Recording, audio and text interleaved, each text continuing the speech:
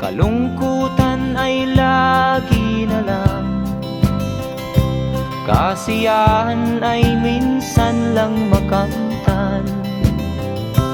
O buhay,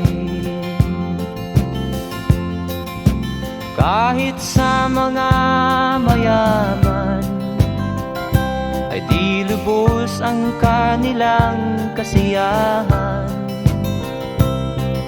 Sa buhay ng mahirap ay gayon din, lalo pat kay dami mong mga utang. O buhay,